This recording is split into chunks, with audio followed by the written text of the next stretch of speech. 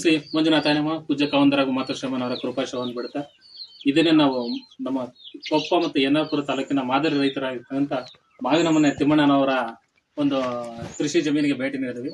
So ಗ್ರಾಮಾಭಿವೃದ್ಧಿ ಯೋಜನೆಯಿಂದ ಅವರಿಗೆ ಆದಂತಹ ಲಾಭಗಳನ್ನು ಸ್ವತಃ ರೈತರಿಗೆ ನಮ್ಮ ಮುಂದೆ ಹಂಚಿಕೊಳ್ಳಿದ್ದಾರೆ. ಸೊ ಈಗ ಅವ್ರ ಬಾಯಿದ್ದಾನೆ ಕೇಳೋಣ, ಏನೋ ಗ್ರಾಮಾಭಿವೃದ್ಧಿ ಯೋಜನೆಯಿಂದ ಏನೆಲ್ಲ ಸಹಕಾರ ಆಗಿದೆ ಅವರ ರೈತರಿಗೆ ಅಂತಂದೇಳಿ. ಸರ್ ನಮಸ್ಕಾರ, ನೀವು ಹೇಳಿ, ಪರಿಚಯ ಮಾಡ್ಕೊಳ್ರಿ ನಿಮ್ದೊಂದು ನಮ್ಮ ರೈತರಿಗೆಲ್ಲ. ನಾನು ವೀರಮ್ಮ ಸಂಘ ಸೇರ್ಕೊಂಡಿದ್ದೆ. ಫಸ್ಟು ಸಾಲ ತಗೊಳ್ಳೋಕೆ ಸ್ವಲ್ಪ ಯೋಚನೆ ಮಾಡ್ತಿದ್ದೆ, ಹೆದರ್ತಿ ಭಯ ಇತ್ತು. ಈಗ ಭಯ ಇಲ್ಲ. ಆವಾಗ ಒಂದು ಸೋಲಾರ್ ತಗೊಂಡಿದ್ದು 12,000 ರೂಪಾಯಿ ಕೊಟ್ಟು ಫಸ್ಟ್ ಸಾಲ ಮಾಡಿದ್ದು. ಅದು ತಗೊಂಡಾದ್ಮೇಲೆ ಅದ್ರದ್ದು ಸಾಲ ತೀರಿಸ್ತಾರೆ. ಅದಾದ ನಂತರ ಮತ್ತೆ ಮಕ್ಕಳ ವಿದ್ಯಾಭ್ಯಾಸಕ್ಕೆ ತಗೊಂಡೆ, ಮಕ್ಕಳನ್ನು ಕಲಿಕೆ ಬಗೆಯಲ್ಲಿ ತಗೊಂಡೆ. ಆಮೇಲೆ ಮಿಷನ್ ಅಂತ ತಗೊಂಡೆ, ಅದಕ್ಕೂ ಸಹ ಸಹಾಯಧನ ಕೊಟ್ಟರು. ಆಮೇಲೆ ಅದೇ ರೀತಿ ಮಾಡ್ಕೊತ ಬಂದಾಗ ಮತ್ತೆ ಸ್ವಲ್ಪ ಜಾಸ್ತಿ ಅಮೌಂಟ್ ತಗೊಂಡು ಗದ್ದೆಗೆ ಮತ್ತು ತೋಟಕ್ಕೆ. ಫಸ್ಟ್ ನಾನು ಯಂತ್ರಶ್ರೀ ಮಾಡಬೇಕಾದ್ರೆ ಇಡೀ ಜಿಲ್ಲೆಗೆ ಫಸ್ಟು ಸಂಘದಿಂದ ಬಂದಾಗ ನಮ್ಮನೇಲೆ ಓಪನ್ನು 7/7/2018-19 ಈಗ ಯಂತ್ರಶ್ರೀ ಕಾರ್ಯಕ್ರಮದ ನಿಮಗೆ ಅನುಕೂಲ ಆಗಿದೆ? ಅನುಕೂಲ ಆಗಿದೆ. ನಾನು ಈಗಲೂ ಮಾಡ್ತೇನೆ. ಫಸ್ಟ್ 1 ಎಕರೆ ಮಾಡಿದೆ, ಈಗ 2 ಎಕರೆನು ಪೂರ್ತಿನೂ ಮಾಡ್ತಾ ಇದ್ದೀನಿ. ಯಂತ್ರಶ್ರೀನೇ ಮಾಡ್ತಾ ಇದ್ದೀನಿ ಈಗ. ಹೌದು, ಯಂತ್ರಶ್ರೀ ಇದೆ. ಭತ್ತನೂ ಚೆನ್ನಾಗಾಗ್ತದೆ, ಕೆಲಸನೂ ಕಡಿಮೆ, ಹಣನೂ ಉಳಿತಾಯ. ಒಂದು ಟೈಮು ಅಂದ್ರೆ ಅವತ್ತೇ ಮಾಡಿಬಿಡ್ಬೋದು, ಸುಲಭ ರೀತಿಯಲ್ಲಿ ಆಗುತ್ತೆ. ಫಸ್ಟಲ್ಲಿ 2 ವರ್ಷ ನಮಗೆ ಹಣ ಕೊಟ್ಟಿದ್ರು, ಜೀರೋ ಬ್ಯಾಲೆನ್ಸ್, ಬಡ್ಡಿ ಇಲ್ಲದೇನೆ ಹಣ ಕೊಟ್ಟಿದ್ರು, ತಗೊಂಡು ಮಾಡಿದ್ವಿ ನಾವು ಯಂತ್ರಶ್ರೀಯಿಂದ ಫಸ್ಟ್ 2 ವರ್ಷ. ಈಗ ಮತ್ತೇನು ವೀಡರ್ ಹೊಡಿಲೇಬೇಕು, ಅದು ಕಷ್ಟ ಇದು ಕಷ್ಟ ಅಂತಾರೆ, ಸಸಿ ಮಾಡಿ ಮಾಡ್ಕೊಳಕ್ಕೂ ನಮ್ಗೇನ ಆಗೋದಿಲ್ಲ ಅಂತಾರೆ ರೈತರು ಕೇಳಿದ್ರೆ. ಅದು ಏನಾಗ್ತದೆ ಅಂದ್ರೆ, ಫಸ್ಟಿಗೆ ಹಂಗ ಅನ್ಸಿತ್ತು ನನಗೂ. ಇಲ್ಲಿ ಎಲ್ಲರೂ ಬಾಯಲ್ಲಿ ಏನೇನೋ ಅಂದಿದ್ರು, ಆದ್ರೂ ನೋಡ್ಬಿಡೋದು ಒಂದ್ ಸೋಲು ಗೆಲ್ಲು ಅಂತ ಇರುತ್ತಲ್ಲ, ಚೆನ್ನಾಗೇ ಬಂತು. ಮಾರನೇ ವರ್ಷ ವೀಡರ್ ಹೊಡೆಯೋ ಸ್ವಲ್ಪ ಕಷ್ಟ ಆಯ್ತು. ಆಮೇಲೆ ಅದಕ್ಕೊಂದು ಪ್ಲಾನ್ ಮಾಡ್ಕೊಂಡೆ. ಪಸೆ ಇದ್ದಾಗ ನಾನು ಇದನ್ನ ಹಾಕಿದೆ, ಕಳೆನಾಶಕ ಹಾಕಿದೆ. ಕಟ್ಟಬಾರ್ದು, ನೀರು ಕಟ್ಟಬಾರ್ದು, ಯಾಕೆಂದ್ರೆ ಪುಟ್ಟ ಸಸಿ ಇರೋದ್ರಿಂದ ನೀರನ್ನು ಕಟ್ಟಬಾರ್ದು. ಆ ಪಸೆಗೆ ಅದು ಹಾಗೆ ತೇವಾಂಶ ನಿಂತ್ಕೊಂಡು ಅದು ಹೋಗ್ತದೆ, ಕಳೆ ಹೋಗ್ತದೆ. ಈಗ ಸಾಮಾನ್ಯ ನಿಮ್ದು ಮೊದ್ಲು ಏನ್ ಮಾಡ್ತಿರ್ಲಿಲ್ಲ ಕೈ ನಾಟಿ ಒಳಗೆ, ಅದಕ್ಕೂ ಮತ್ತೆ ಇದಕ್ಕೇನೋ ವ್ಯತ್ಯಾಸ ಏನೋ? ಮಿಷಿನ್ ನಾಟಿ ಇದು ಅದಕ್ಕೂ ವ್ಯತ್ಯಾಸ ಇಳುವರಿಯಲ್ಲಿ ಏನಾದ್ರು ಹೆಚ್ಚುವರಿ ಕಾರಣದ? ಅಷ್ಟೇ ಇಳುವರಿ ಬರುತ್ತೆ, ಇಳುವರಿ ಕಡಿಮೆ ಅಂತೇನಲ್ಲ. ನಾವು ಒಂಚೂರು ಕೈ ಚಳಕ ಮಾಡ್ಬೇಕು. ನಟ್ಟಿ ಆಯ್ತು ಮನೆಗೆ ಬಂದೆ ಅಂದ್ರೆ ಆಗಲ್ಲ. ಮಾರನೇ ದಿನ ಹೋಗ್ಬಿಟ್ಟು ಎಲ್ಲಿ ಹೋಗಿದೆ ಮೂಲೆಗಳೆಲ್ಲ ಒಂದೊಂದು ನಟ್ಟಿ ನಡಬೇಕು. ಮತ್ತೆ ನೀರು ಒಂದು ಹದವಾಗಿ ಕಟ್ಕೊಂತ ಬರ್ಬೇಕು, ಸ್ವಲ್ಪ ಲೆವೆಲ್ ಮಾಡ್ಕೊಂಡು ಕಟ್ಕೊಂತ ಬಂದ್ರೆ ಅದು ಏನೂ ಆಗೋದಿಲ್ಲ, ಸುಲಭ ರೀತಿಯಲ್ಲಿ ಆಗುತ್ತೆ. 3 ಗಂಟೆಯಲ್ಲಿ 2 ಎಕರೆ ನಟ್ತೀವಿ. ಒಟ್ಟು ಹಂಗಾರೆ ಕಡಿಮೆ ಸಮಯದಲ್ಲಿ ನಾಟಿ ಆಗುತ್ತೆ. ಜನ 3 ಜನ ಸಾಕು. 2 ಗಂಟೆ ಟೈಮ್, 3 ಗಂಟೆ ಟೈಮಿಗೆ 2 ಎಕರೆ ಕ್ಲಿಯರ್ ಆಗುತ್ತೆ, ಸುಲಭ ಅದು ಅನಿಸಿಕೆ. ಮತ್ತು ಅದಾದ್ರೆ ನಮ್ಗೆ 18ರಿಂದ 20 ಜನ ಬೇಕು, ಸಸಿ ಕೀಳಲಿಕ್ಕೆ, ನಳ್ಳಿ ಹೊಡಿಲಿಕ್ಕೆ, ಅದಕ್ಕೆ ಎಲ್ಲ ಭಾರಿ. ಈಗ ಹಬ್ಬದ ಸಂಭ್ರಮದಲ್ಲಿ ಮಾಡ್ತೀವಿ, ಇದು ಹಾಗೇನಿಲ್ಲ. ಅಷ್ಟು ಜನ ಕೂಡಿಸ್ಬೇಕು ಅಂತ ನಮ್ಮ ಮನೆಯವರು ಇದ್ರೆ ಸಾಕು. ಮಗ ನಾನು ಅವರೇ. ಈಗ ಮಲೆನಾಡಿದಂತ ಪ್ರದೇಶದಲ್ಲಿ ಈಗ ಜನ ಹುಡ್ಕೊಂಬರೋ ಸಮಸ್ಯೆನೇ ದೊಡ್ಡದಾಗಿರ್ತದೆ.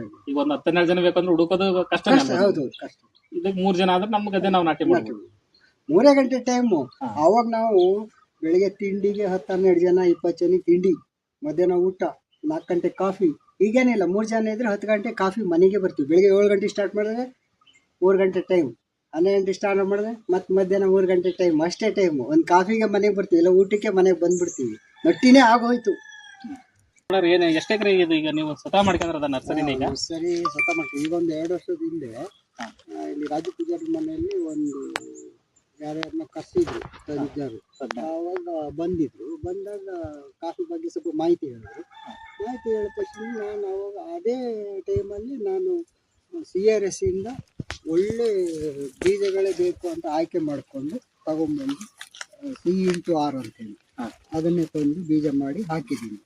ಅದನ್ನೀಗ ನೆಕ್ಸ್ಟ್ ಈಗ ಮೇಗೆ ನಡಬೇಕು. ಅದನ್ನು ನಟ್ಟು ಅದನ್ನ ಮಾಡಬೇಕು, ಕಾಫಿನ ಸ್ವಲ್ಪ ಮಾಡ್ಕೋಬೇಕು ಅಂತ ನಮ್ಮ ಇದಿದೆ. ಈಗ ಕಾಫಿ ಮತ್ತು ಅಡಿಕೆ ಇದು ನರ್ಸರಿ ಇದೆಲ್ಲ. ಮತ್ತೆ ಎಣ್ಣೆ ಸಪ್ಲೈಗೂ ಬೇಕು, ಅಡಿಕೆ ಗಿಡ ಎರಡನ್ನೂ ಒಟ್ಟಿಗೆ ಮಾಡೋಣ ಅಂತ ಒಂದು ನಿರೀಕ್ಷೆ. ನೀವು ಫಸ್ಟಿಗೆ ತೋಟಕ್ಕಂತಾನೆ ಎಷ್ಟು ಲೋನ್ ತೆಗೆದಿದ್ರಿ ನೀವು? ಫಸ್ಟಿನ ತೋಟಕ್ಕಂತೇಳಿ 50,000. 50,000 ತೆಗೆದು ತೋಟ ಮಾಡಿದ್ದು.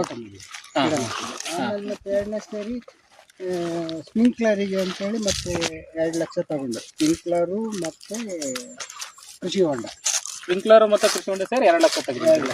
ಅದಕ್ಕೆ ಏನಾದ್ರು ಅನುದಾನ ಏನಾದ್ರು ಬಂದಿತ್ತು ಯೋಜನೆಯಿಂದ? ಯೋಜನೆಯಿಂದ ಸ್ಪ್ರಿಂಕ್ಲರಿಗೆ ಅಂತ ಹೇಳಿ ಒಂದು 5,000 ಇದು ಮಾಡಿದ್ರು, ಕೊಟ್ಟಿದ್ರು. ಸ್ಪ್ರಿಂಕ್ಲರ್ಗೆ 5,000 ಅನುದಾನ ಬಂದಿದೆ. 5,000 ಅನುದಾನ ಬಂದಿದೆ. ಮತ್ತೆ ಈ ಗೇರು ಗಿಡಗಳೆಲ್ಲ ಬಂದವಲ್ಲ, ಇವು ಗೇರು ಗಿಡ ಏನು ಧರ್ಮಸ್ಥಳ ಯೋಜನೆಯಿಂದ ಕೊಟ್ಟಿದ್ರೆ? ಯೋಜನೆಯಿಂದನೇ ಕೊಟ್ಟಿದ್ರು, ನಾವೇ ನೆಟ್ಟಿದ್ವಿ. ಎಷ್ಟು ಗೇರು ಗಿಡಗಳು ಬಂದಿದ್ವು? ಒಟ್ಟಿಗೆ ಒಂದು 20 ಗಿಡನ ಕೊಟ್ಟಿದ್ವಿ. 20 ಗೇರು ಗಿಡ ಕೊಟ್ಟಿದ್ರು. 25 ಗಿಡ. ಮತ್ತೆ ನುಗ್ಗಿ ಗಿಡ ಕೊಟ್ಟಿದ್ವಿ, ಧರ್ಮಸ್ಥಳ ಯೋಜನೆಯಿಂದ ನುಗ್ಗೆ ಗಿಡ ಕೊಟ್ಟಿದ್ರು. ನುಗ್ಗಿ ಗಿಡನೂ ಕೊಟ್ಟಿದ್ರು. ಅದು ಇಲ್ಲಿ ನಮ್ಗೆ ಏನಾಗ್ತದೆ ಅಂದ್ರೆ, ಗಿಡ ಬರ್ತದೆ, ಬಂದ್ರೆ ಈ ಕಾಡು ಹಂದಿಗಳು ಆ ಗಿಡನ ತಿಂದಿರ್ತಾರೆ. ಇಲ್ಲಿರ ಅದು ಇತ್ತು ಇಲ್ಲಿ ಫಸ್ಟ್. ಇಲ್ಲೂ 5 ಪ್ಲಾಸ್ಟಿಕ್ ಹಾಕಿದ್ಮೇಲೆ ಗೇರು ಗಿಡ, ಮತ್ತೆ ಸಿಲ್ವರ್ ಗಿಡನು ತಗೊಂಡಿದ್ದೀವಿ.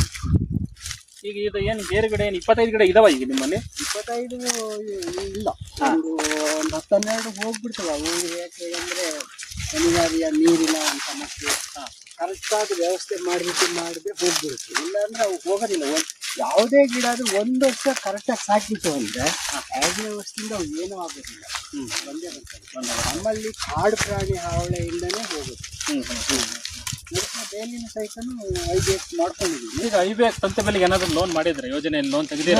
ಲೋನ್ ತಗೊಂಡಿದೆ, ತಗೊಂಡು ಬೇಲಿ ಮಾಡಿದ್ದೀನಿ. ಕೃಷಿ ಹೊಂಡ ಎಷ್ಟಿದೆ ಇದು? ಇದು 12 ಅಡಿ ಆಳ ಇದೆ, 60 ರಿಂದ 70 ಅಡಿ ಉದ್ದ ಇದೆ. ಲೋನ್ ತಗೊಂಡಾಗ ಈ ಕೃಷಿ ಹೊಂಡ ಮಾಡ್ತೀವಿ ಅಂತ. ಆ ವರ್ಷ ಬರಗಾಲ 2016-17ರಲ್ಲಿ ನೀರಿನ ಸಮಸ್ಯೆ ಇತ್ತು. ಅವಾಗ ನೀರು ಇರ್ಲಿಲ್ಲ. ಅವಾಗ ಒಂದು ಗುಂಡಿ ಮಾಡಿದಾಗ ದೇಶಕ್ಕೇನು ಹೇಳಿದೆ, ಎಲ್ಲೂ ನೀರು ಸಿಕ್ಕಿರಲಿಲ್ಲ, ನಮ್ಮಲ್ಲೇ ನೀರು ಸಿಕ್ಕಿದೆ ಅಂತ ಖುಷಿ ಪಟ್ಟಿದ್ದೆ. ಇದೊಂದು ಮಾಡಿರೋದ್ರಿಂದ ನನಗೆ ತುಂಬಾ ಅನುಕೂಲ ಆಗ್ತದೆ. ಈಗ ನಾನು ಎಲ್ಲರಾಗೆ ಬೋರ್ ಇಲ್ಲದ ಕೃಷಿಕ, ಬೋರ್ ಇಲ್ಲದ ಕೃಷಿಕ, ಬರೀ ಕೆರೆ ಮಾತ್ರ, ಕೆರೆ ನೀರಿನ ಅವಲಂಬನೆ. ಆದ್ರೆ ನಾ 2-3 ಎಕರೆ ಅಡಿಕೆ ತೋಟ, ಆಮೇಲೆ ತೆಂಗಿನ ಗಿಡಕ್ಕೆ ಎಲ್ಲದಕ್ಕೂ ನೀರು ಇದೆ. ಸಪ್ಲೈ. ಏನು ಮೀನಿಗೆ ಏನಾದ್ರು ಬಿಟ್ಟಿದ್ದೀರಾ ನೀವು? ಅವಾಗ ಮೀನ್ ಬಿಟ್ಟಿದೆ, ಮೀನ್ ಸಾಕಾಣಿಕೆ ಮಾಡ್ತಾ ಇದೆ. 2 ವರ್ಷದಿಂದ ಬಿಡ್ಬೇಕಂತ ಇದೀನಿ. ಹೋದ್ಸರಿ ಅವ್ರು ತಂದು ಕೊಡ್ಲಿಲ್ಲ, ಇಲಾಖೆಯಿಂದ ಮೀನು. ಇಲಾಖೆಯಿಂದ ಒಳ್ಳೆ ಮೀನೇ ಸಾಕಣೆ ನಾನು ಹಿಂದೆ ಮಾಡಿದ್ದೇವೆ ಮೀನ್ ಸಾಕಣೆ, ಹುಡುಗರಿಗೆಲ್ಲ ಕೊಟ್ಟಿದ್ದೆ ಮೀನನ್ನು. ಟೋಟಲ್ ಎಷ್ಟು ಎಕರೆ ಆಯ್ತು? ನನಗೆ 4 ಎಕರೆ 18 ಕುಂಟೆ ಜಮೀನಿದೆ. 4 ಎಕರೆ 18 ಕುಂಟೆಯಲ್ಲಿ ಸದ್ಯ ಏನೇನೆಲ್ಲ ಇದೆ? ಈಗ 4 ಎಕರೆ 18 ಗುಂಟೆಯಲ್ಲಿ ಎಲ್ಲ ಬೆಳೆನೂ ಇದೆ. ಅದಿಲ್ಲ ಇದಿಲ್ಲ ಅಂತ ಏನಿಲ್ಲ. ಲಿಂಬು ಇದೆ, ಇದು ಬಾಳೆ ಇದೆ, ಕಾಳುಮೆಣಸು ಇದೆ, ವಿಳೆದೆಲೆ ಇದೆ, ಎಲ್ಲದೂ ಸಾಮಾನ್ಯ ಹಾಕೊಂಡಿದ್ದೀವಿ. ಅದು ಇದು ಅನ್ನೋ ಪ್ರಶ್ನೆ ಏನಿಲ್ಲ. ಹಣ್ಣಿನ ಗಿಡಗಳು ಯಾವ್ಯಾವೆಲ್ಲ ಇದೆ? ಹಣ್ಣಿನ ಗಿಡ ಮೂಸಂಬಿ ಹಣ್ಣಿದೆ, ಸಪೋಟ ಇದೆ, ಪೇರಲ್ ಇದೆ, ಅದು ಹಣ್ಣಿನ ಗಿಡ. ಇವು ಅಡಿಕೆ ಎಷ್ಟು ಸಾವಿರ ಗಿಡ ಹಾಕಿದ್ರಿ ನೀವೀಗ? ನಾವು ಒಟ್ಟಿಗೆ ಇದು 800 ಗಿಡ ಹಾಕಿದೆ. ಅಡಿಕೆ 800 ಗಿಡ ಇದೆ. 800 ಗಿಡ ಹಾಕಿದೆ. ಮತ್ತೆ ಮಧ್ಯದಲ್ಲಿ ಕಾಡು ಪ್ರಾಣಿಗಳ ಹಾವಳಿ ಸ್ವಲ್ಪ ಲಾಸ್ಟ್ ಮಾಡಿ ಮತ್ತೆ 1-2 ವರ್ಷ ಮನೆ ಕಟ್ಟಕ್ಕೆ ಹಾಕೊಂಡೆ ಗಿಡ ಮಾಡ್ಲಿಕ್ಕೆ ಆಗ್ಲಿಲ್ಲ, ಮತ್ತೆ ಈಗ ಹೊಸರಿಂದ ಮತ್ತೆ ಶುರು ಮಾಡ್ಕೊಂಡು ಆಮೇಲೆ ಇರ್ತದೆ ಮದುವೆ ಅದು ಇದು ಅಂತ ಮಾಡ್ಕೊಂಡು ಗಿಡ ನಡೆದು 2 ವರ್ಷ ವೇಟ್ ಮಾಡಿ ಅದು 10 ಪುಷ್ಟ ಆಗ್ತದೆ. ಈಗ ಇದು ಹಲಸಿನ ಗಿಡಗಳು ಎಷ್ಟದವ್ರಿ? ಅಲ್ಲೊಂದು ಇಲ್ಲೊಂದು ಎಲ್ಲ ಕಾಣಿಸ್ತದಾವ ಹಲಸಿನ ಗಿಡಗಳು. ಗಿಡ ನಮ್ಮಲ್ಲಿ ಒಂದು 7-8 ಹಲಸಿನ ಗಿಡ ಇದೆ. 7-8 ಹಲಸಿನ ಗಿಡ ಇದೆ. ಮಾವು ಒಂದು 4-5 ಮಾವಿನ ಗಿಡ ಇದೆ. 4-5 ಮಾವಿನ ಗಿಡನೂ ಇದೆ. ಮಾವಿನ ಗಿಡ ಇದೆ. ನಮಗೆ ಕೊಡಕ್ಕೆ ಏನಲ್ಲ, ನಾವು ತಿನ್ನಕ್ಕೆ ಪ್ರತಿಯೊಂದು ನಾವು ತಿನ್ನಕ್ಕೆ ಅಂದ್ರೆ ನಾವು ತಗೊಂಡೋದ್ರೆ ಅಲ್ಲಿ ರೇಟ್ ಕೊಡ. ಮೂಸಂಬಿ ಗಿಡ ಎಷ್ಟು ದೋಸ್ತ ನೀವು? ಇಂಥವು ಸಣ್ಣವು ದೊಡ್ಡವು ಅಂತ ಹೇಳಿದ್ರೆ ಒಂದು 10-12 ಗಿಡ ಇದಾವೆ. ಫಸಲು ಬರವೆ 2 ಒಳ್ಳೆಯವೇ ಇದಾವೆ. ಒಟ್ಟು ಮನೆಗಾರ ತಿನ್ನಕ್ಕಾಗ್ತದೆ? ಮನೆಗೆ ತಿನ್ನಕ್ಕಾಗ್ತದೆ, ನೆಂಟರಿಗೂ ಕೊಡ್ತೀವಿ, ಬಂದವರಿಗೆ ಹಾಕ್ತೀವಿ. ಇದು ವೆನಿಲ್ಲಾ ಎಷ್ಟಿದೆ? ಇದು ವೆನಿಲ್ಲಾ ನನ್ನೊಂದು 25-30 ಬಳ್ಳಿ ಇದೆ. ಇದು ವೆನಿಲ್ಲಾ 25-30 ಬಳ್ಳಿ ಇದೆ. ನಾನು ಅದು ಕಂಪ್ನಿಗೆ ಇದು ಮಾಡ್ಕೊಂಡಿದ್ದೀನಿ. ಕಂಪ್ನಿಯವರು ತಗೊಂಡು ಅವರೇ ಬಂದು ಮನೆ ಬಾಟ್ಲಿ ಬಂದು ತಗೊಂಡು ಹೋಗ್ತಾರೆ. ಒಂದು ತಿಂಗಳಲ್ಲಿ ಮಾತ್ರ ನಮಗೆ ವರ್ಕು. ಮಾರ್ಚ್ ಏಪ್ರಿಲ್ ಅಂದ್ರೆ ಫುಲ್ ಮಾರ್ಚ್ ಫಸ್ಟಿಂದ ಅಲ್ಲ, ಮಾರ್ಚ್ 10-12ರಿಂದ ಕಾಮೆಂಟ್ಸ್ ಆದ್ರೆ ಏಪ್ರಿಲ್ 10-12 ಮುಗ್ದು ಹೋಗ್ತದೆ. ಅದು ಹೂವೆಲ್ಲ ಮುಗ್ದು ಹೋಗ್ತದೆ. ಮಾರ್ಕೆಟಿಂಗ್ ಎಲ್ಲ ಅವರೇ ಬಂದು ತಗೊಂಡು ಹೋಗ್ತಾರೆ. ಅಂದ್ರೆ ನಿಮ್ಗೆ ಹೆಂಗ್ ಸಿಗ್ತದೆ? ರೇಟ್ ಹೆಂಗ್ ಸಿಗ್ತದೆ ನಿಮಗೆ? ಫಸ್ಟ್ ಅಲ್ಲಿ 5,000 ಇತ್ತು. ಅದ್ರ ಮೇಲೆ ಈಗ ಈ ಸರಿ 700 ರೂಪಾಯಿ ಸಿಗ್ತದೆ ಕೆಜಿ. ಒಂದು 20-30 kg ವರೆಗೂ ಬೆಳಿತೀವಿ ವರ್ಷದಲ್ಲಿ. ಇದು ಏನಿಲ್ಲ ಅಂದ್ರೆ ಇದೆ, ನನಗಿರೋ ಹೂ ಇದೆ, ಅಲ್ಲಿ ಕಾಯಿ ಇದೆ. ಕಾಯಿ ಇದೆಯಾ? ಕಾಯಿ ಇದೆ ಅದ್ರಲ್ಲಿ ನೋಡಿ. ಇದು ಹೂವು ಮತ್ತು ಕಾಯಿ. ಇದೇನಂದ್ರೆ ಈ ಸರಿ ಮಾಡಲಿಲ್ಲ. ಹಾ.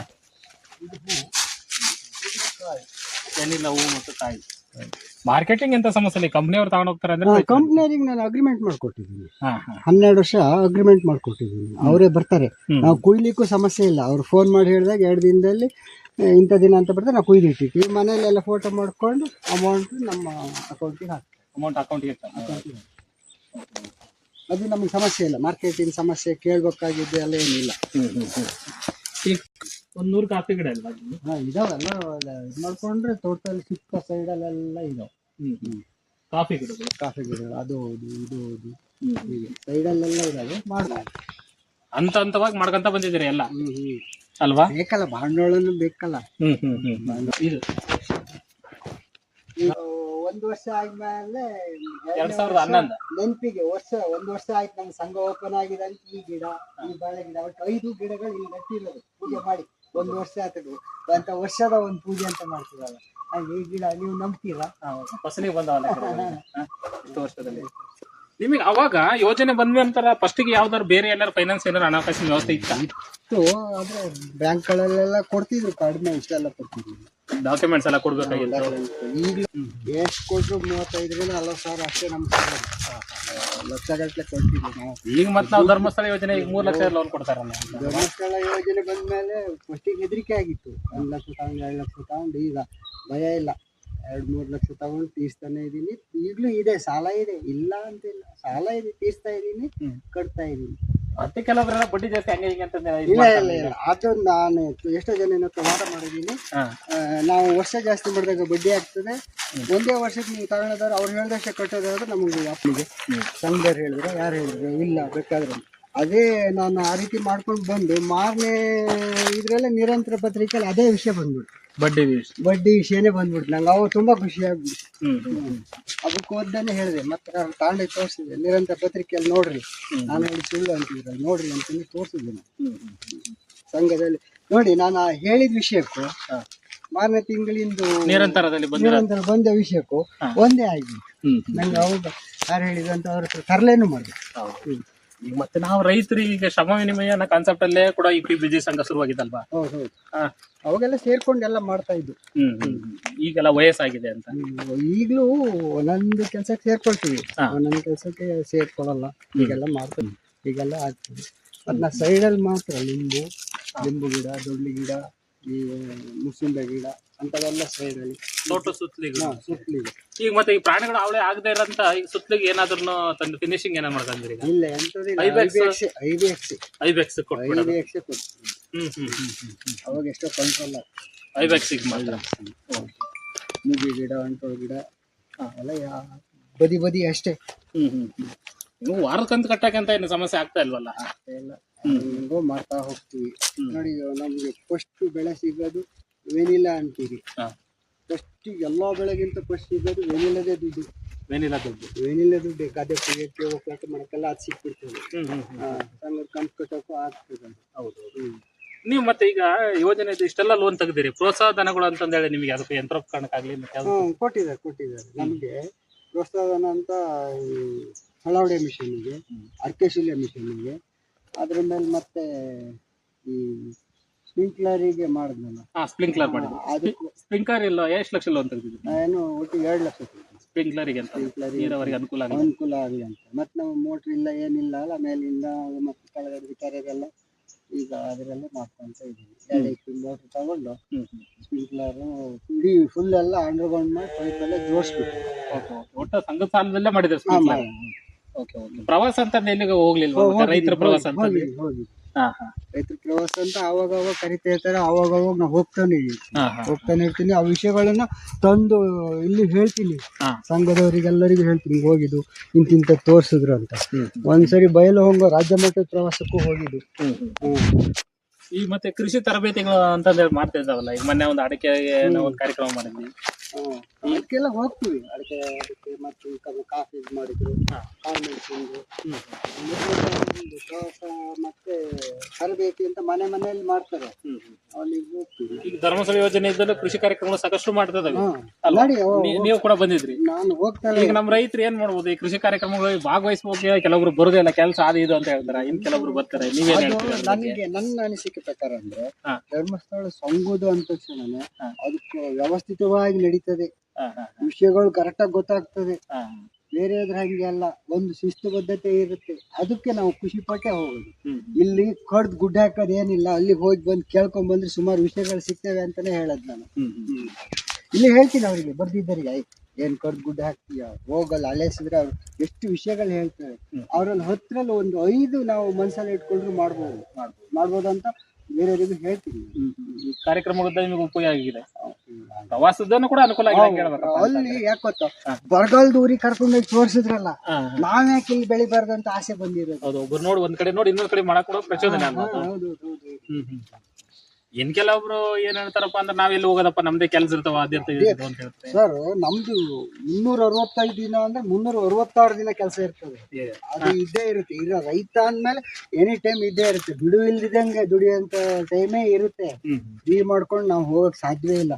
ಇದೊಂದು ಸಂಗುದು ಅಂತ ಆಸಕ್ತಿಯಿಂದ ಹೋಗೋದು. ಇಲ್ಲಿದ್ರೆ ನಾವೇನ್ ತಿರ್ಗಾಕ್ ಹೋಗ್ತೀವಿ, ಹೋಗಲ್ಲ. ಏನಂದ್ರೆ ವಿಷಯಗಳು ಚಂದ ಗೊತ್ತಾಗುತ್ತೆ. ಸಂಗುದು ಅಂದ್ರೆ ಒಂದು ರೀತಿ ನೀತಿ ನಿಯಮಗಳಿರುತ್ತೆ.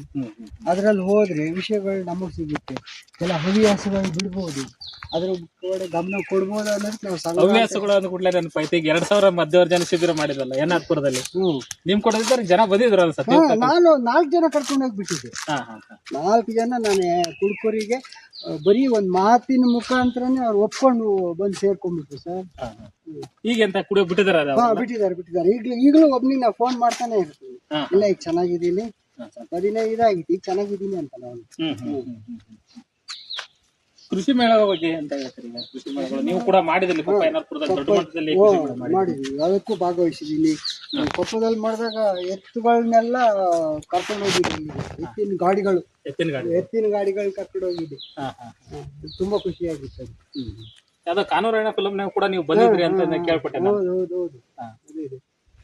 ಮತ್ತೊಂದ್ಸರಿ ಇವರು ನಮ್ಮಲ್ಲಿಗೆ ಚಂದ್ರ ಸ್ಟಾರ್ ಮುಡಿಯವರು ನಿರಂತರ ಅವ್ರು ಬಂದಿದೆ ಗೊತ್ತಿಲ್ಲ ನಮ್ಗೆ, ಯಾರೋ ಬಂದಿದ್ದಾರೆ ಅಂತ ಎಲ್ಲ ನಮ್ಮನ್ನ ಮಾತಾಡ್ಸಿದ್ರು.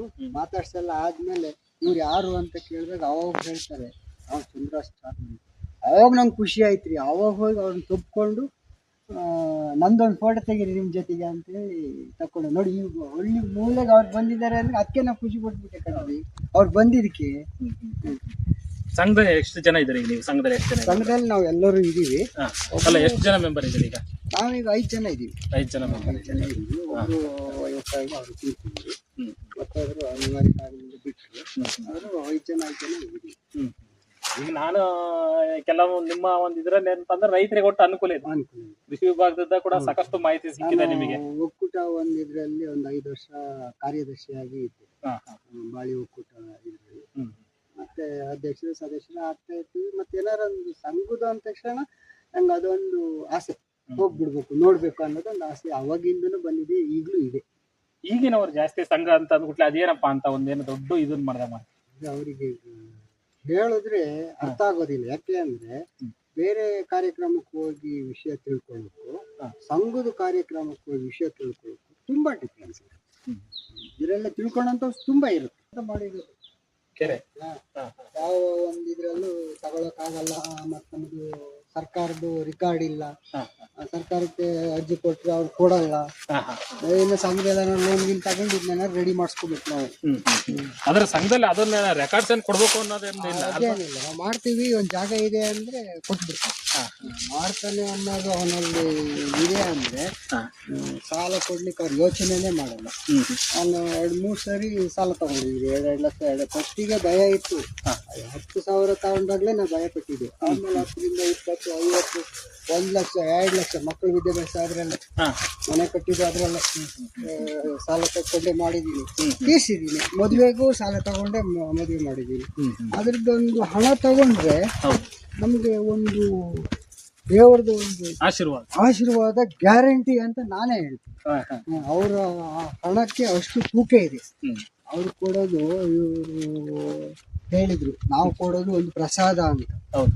ನಮಗೆ ಅವರು ಅಳಿಲು ಸೇವೆ ಅಂದ್ರೆ ನಮ್ಗೆ ದೊಡ್ಡ ಆನೆ ಸೇವೆ ಇದ್ದಂಕಂದ್ರೆ ಸಂಘದ ಮಾತ್ರ ಆ ರೀತಿ ನನ್ನ ಭಾವನೆ.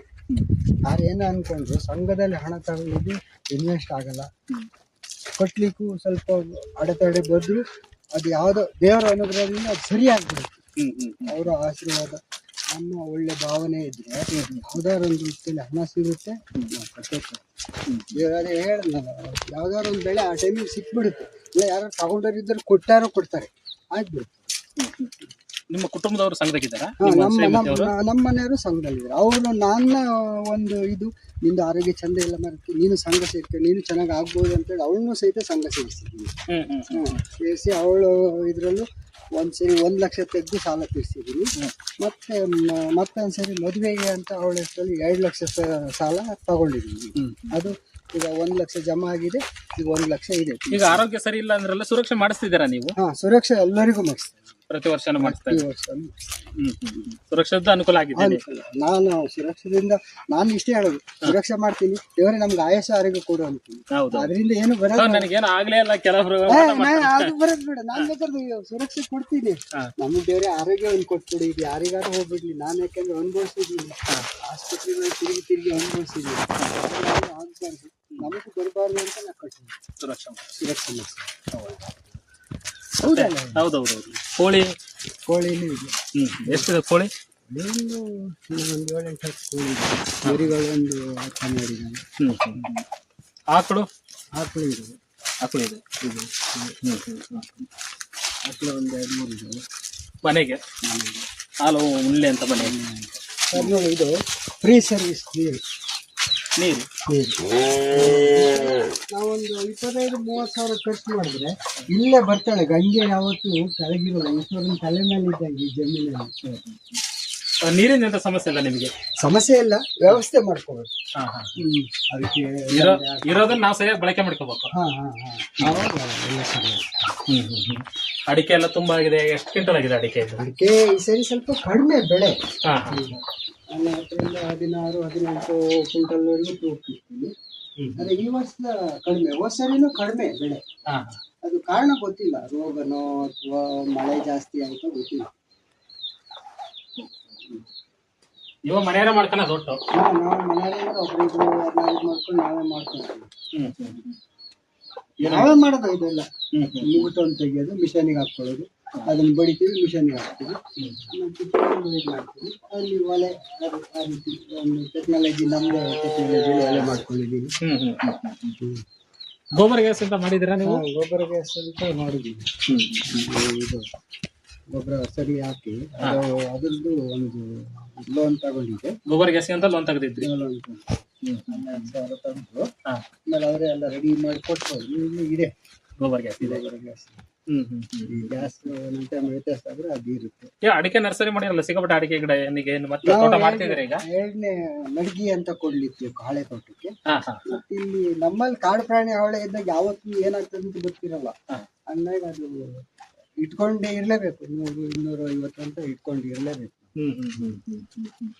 ಪೂಜ್ಯರ ಕನಸಿದೆ, ಗ್ರಾಮಾಭಿವೃದ್ಧಿ ಯೋಜನೆ ಅನ್ನೋದೇ ಪೂಜ್ಯರ ಕನಸು. ಈ ಆ ನಿಟ್ಟಿನಲ್ಲಿ ನಿಮ್ಮ ಭಾಗದಲ್ಲಿ ಕೆಲಸ ಆಗಿದೆ ಯೋಜನೆ? ಆಗಿದೆ ಸಾಮಾನ್ಯಕ್ಕೆ. ಅನಂತರ ಈಗ ಒಂದು 8-10 ಜನ ಒಳ್ಳೆ ಕೆಲಸನೇ ಮಾಡಿದ್ದಾರೆ. ಅರ್ಗಿ ಶಿವಣ್ಣ, ಸಂಜೀವಣ್ಣ ಅವರು ಅಷ್ಟೇ. ಅವರಿಗೆಲ್ಲ ಸಂಘ ಅಂದ್ರೆ ತುಂಬು ಹೃದಯದ ಪ್ರಾಣ. ನನಗೂ ಅಷ್ಟೇ, ಸಂಘ ಅಂತ ತಕ್ಷಣ ತುಂಬು ಹೃದಯದ ಒಂದು ಆಸೆ, ಹೋಗ್ಬೇಕು ಅಲ್ಲಿ ಏನ್ ಮಾಡ್ತಾರೆ ನೋಡ್ಬೇಕು ಅನ್ನೋ ಆಸೆ. ಒಟ್ಟಾರೆ ಈಗ ಏನ್ ಮಾಡ್ಬೇಕಪ್ಪ ಅಂದ್ರೆ, ಒಂದು ಪರಿಸ್ಥಿತಿ ಕೂಡ ಯೋಜನೆ ನಿಮ್ಗೆ ಅನುಕೂಲ ಆಗಿದೆ. ಎಷ್ಟೋ ಜನ ಮಾಡಿದ್ದಾರೆ. ಈ ಎಲ್ಲರೂ ಸೇರ್ಕೊಂಡು ಅಕ್ಕಪಕ್ಕ ಚೂರು ಒತ್ತುವರೆ ಅದೇ ಪಕ್ಕಕ್ಕೆಲ್ಲ ಎಷ್ಟೋ ಜನ ಮಾಡಿದ್ದಾರೆ. ಈ ಗಿಡ ಕೊಡಿ ನಡೋದಿಲ್ಲ ಅನ್ನೋದು ಅವೆಲ್ಲ ಪಕ್ಕಕ್ಕೆ ನಡ್ಕೊಂಡಿದ್ದಾರೆ. ಇದಾವೆ, ತೆಂಗಿನ ಗಿಡ ಇದೆ, ಬೇರ್ ಗಿಡ ಇದೆ, ಎಲ್ಲ ಗಿಡನೂ ಮಾಡ್ಕೊಂಡಿದ್ದಾರೆ ಅಕ್ಕಪಕ್ಕಕ್ಕೆಲ್ಲ. ತುಂಬಾ ಜನ ಮಾಡಿದವರು ಇದ್ದಾರೆ. ಎಲ್ಲ ಅಂದ್ರೆ ಹೊರ್ಗಡೆಯರು ಸಂಘದಲ್ಲಿ ಇರೋರಿಗೆ ಒಂದು 4 ನಿಮ್ಗೆ ಮಾಹಿತಿ ಹೇಳ್ತಾ ಇರ್ತೀರಲ್ಲ, ಹಂಗಾಗಿ ಅವ್ರಿಗೆ ಅರ್ಥ ಆಗ್ತದೆ. ನಾನು ನಮ್ಮ ಸಂಘದಲ್ಲಿ ಫಸ್ಟಿಗೆ ಸೇರಿದ ಹುಡುಗರಿಗೆ ಮಾಹಿತಿ ಇರಲಿಲ್ಲ. ಸರ್ ಇವರೆಲ್ಲ ಲೋನಿಗೆಲ್ಲ ಹಿಂಗೆಲ್ಲ ಹೇಳ್ತಾರಲ್ಲ, ಹೊಸ ಸಂಘಕ್ಕೆ ಸೇರಿದವರಿಗೆ ಆ ಲೋನಿನ ಬಗ್ಗೆ ಒಂಚೂರು ಮಾಹಿತಿ ಕೊಡ್ಸ್ರಿ, ಅವ್ರಿಗೆ ಅರ್ಥನೇ ಆಗಲ್ಲ. ನಾವೆಲ್ಲ ಹೇಳಿದ್ರೆ ಗಮನಕ್ಕೆ ತಗೊಳ್ಳಲ್ಲ. ನಿಮ್ಮವರೇ ಬಂದು ಹೇಳಿದ್ರೆ ಅವ್ರಿಗೆ ಅರ್ಥ ಆಗ್ತದೆ. ಇಷ್ಟು ರೂಪಾಯಿ ಇಷ್ಟು ಪೈಸೆ ಎಲ್ಲ ಗೊತ್ತಾಗ್ತದೆ. ನಾವು ಹೇಳಿದ್ರೆ ಇವನು ಅದರಲ್ಲಿ ಇದ್ದಾನೆ ಅದಕ್ಕೋಸ್ಕರ ಹೇಳ್ತಾನೆ ಅಂತ ಅವ್ರ ಭಾವನೆ ಇರ್ತದೆ. ಯಾಕೆಂದ್ರೆ ನಾನು ಅದಕ್ಕೆ 4-5 ಸರಿ ನನಗೂ ಒಂದು ಸರಿ ತಲೆ ಹೋಗಲ್ಲ, ಅದು 2-3 ಸರಿ ಆ ಸಂಘದ ಒಂದು ಇದಕ್ಕೆ ಹೋದ್ರೆ ಮಾತ್ರ ತಲೆ ಹೋಗೋದು, ಅರ್ಥ ಆಗೋದು. ಈಗ ನಿಮ್ ಸಂಘ ಆಗಿ ಅಂದ್ರೆ ಈಗ 15 ವರ್ಷ ಆಯ್ತು. ಈಗ ಸಂಘ 15 ವರ್ಷದಿಂದ ಯೋಜನೆಯಲ್ಲಿ ಸಕ್ರಿಯವಾಗಿ ಇವತ್ತಿಗೂ ಇದ್ದೀರಿ. ಒಟ್ಟಿಗೆ ಅದು ಕಟ್ಟೋದೆಲ್ಲ ಮಾಡ್ತಾ ಇದ್ದಾರೆ. ಇವತ್ತು ನಡೀತಲೇ ಇದೆ. ಇವತ್ತು ಸಹಿತ 1,500 ನನ್ನ ಸಂಘಕ್ಕೆ ಕಟ್ಟಿದ್ವಿ, ಮಗನ ಸಂಘಕ್ಕೆ ಅವನೇ ಕಟ್ತಾನೆ. ಅದು ಅವನ ಜವಾಬ್ದಾರಿ ಬಿಟ್ಟು ನೀನೇ ಕಟ್ಟಪ್ಪ, ಅವನೇ ಕಟ್ತಾನೆ. ಆಯ್ತು, ಇದುವರೆಗೂ ನಮಗೆ ನಿಮ್ಮ ಒಂದು ಒಳ್ಳೆ ಟೈಮ್ ಅನ್ನು ಕೊಟ್ರಿ. ಮತ್ತೆ ಜನಗಳಿಗೆ ಒಂದು ನಮ್ಮ ರೈತರು ಕೂಡ ಮಾಡಬಹುದು ನಿಮ್ ನೋಡಿ ಅಲ್ವಾ. ಈಗ 4 ಎಕರೆ ನೀವೆಲ್ಲ ಏನೆಲ್ಲ ಮಾಡಿದ್ರಿ ಅಂತ ಈಗೆಲ್ಲ ಮಾಹಿತಿ ಕೊಟ್ಟಿದ್ರೆ. ಸೊ ಯೋಜನೆಯಿಂದ ಏನೆಲ್ಲ ಅನುಕೂಲ ಆಗಿದೆ ಅಂತ ಹೇಳಿದ್ರಿ. ಕೊನೆಯದಾಗಿ ಸಿಬ್ಬಂದಿಗಳ ಬಗ್ಗೆ ಹೇಳಿಲ್ಲ ನೀವು. ಯೋಜನೆಯ ಸಿಬ್ಬಂದಿಗಳು ನಿಮ್ಗೆ ಸಹಕಾರ ಇದೆಯಾ ಅಂತಂದ್ರೆ? ನಮ್ಮಲ್ಲಿಗೆ ಸಿಬ್ಬಂದಿಗಳು ಬರ್ಲಿಕ್ಕೆ ಭಯ ಪಟ್ಟಿದ್ದಾರೆ. ಹೌದು, ಇಲ್ಲೆಲ್ಲ ಆನೆ ಬರ್ತದೆ ಬಂದು ಈ ಕಾಡಲ್ಲಿ ಎಂತದಪ್ಪ ಅಂತ ಹೇಳಿ ಬಂದು. ನನಗೆ ಕೂಡ ಭಯ ಇದೆ, ಇಲ್ಲ ಆನೆಗಳು ಬರ್ತಾವ ಅಂತ ಹೇಳಿದ್ರೆ. ಮೇಡಮ್ ಅವರೆಲ್ಲ ಅರ್ಧ ದಾರಿ ಬಂದು ಇದು ಊರಲ್ಲ ಅಂತ ವಾಪಸ್ ಹೋದವರು ಇದ್ದಾರೆ. ದಾರಿಯಲ್ಲಿ ಬರ್ಬೇಕಾದ್ರೆ ಅಪ್ಪ ಅವ್ರ ಮನೆಗೆ ಈ ಮೂಲೆಗೆ ಸಂಘ ಬಂದಿದ್ಯಾ, ಓ ಈ ಕಾಡಿಗೆ ಹೋಗ್ತದೆ ಅಂತ ವಾಪಸ್ ಹೋದವರು ಇದ್ದಾರೆ. ಆಮೇಲೆ ಹಿಂಗೆ ನಿಮ್ಮಂಗೆ 1-2 ಸರಿ ಬಂದು ಹೋದ್ರೆ ಇಲ್ಲಿ ಮನೆ ಇದೆಯಪ್ಪ ನಾ ಹೋಗಿದ್ದೀನಿ ಅಂತ ಕರ್ಕೊಂಬಂದು ತೋರಿಸ್ತಾರು. ಸಿಬ್ಬಂದಿಗಳಿಂದ ನಿಮ್ಗೆ ಅಂತ ಸಮಸ್ಯೆ ಅವರಂದ್ರೂ ನಿಮ್ಗೆ ಮಾಹಿತಿ ಮುಟ್ಟಿಸ್ತಾರೆ? ಬಂದೇ ಬರ್ತಾರೆ. ಒಂದಿನ ಲೇಟ್ ಆದ್ರೂ ಬರ್ತಾರೆ. ನಮ್ಮನೆ ಅಂದ್ರೆ ಬಂದೇ ಬರ್ತಾರೆ. ಯಾಕೆಂದ್ರೆ ನಮ್ದು ಎಲ್ಲರೂ ಹಂಗೆ ಏನೋ ಮಾಡ್ಕೊಂಡಿದ್ರೆ ಬರ್ತಿರ್ಲಿಲ್ಲ. ನಾನು ಅವ್ರದ್ದು ಹಣ ತಗೊಂಡಿದ್ದಕ್ಕೆ ಅದಕ್ಕೆ ಪ್ರತಿಫಲವಾಗಿ ಶ್ರಮಪಟ್ಟು ಮಾಡಿದಾಗ ಅವ್ರು ಮಾಡಿದನೋ ಇಲ್ಲ ಅಂತ ಅಲ್ಲಿಗೆ ಅವ್ರನ್ನೇ ಕೇಳ್ತಾರೆ.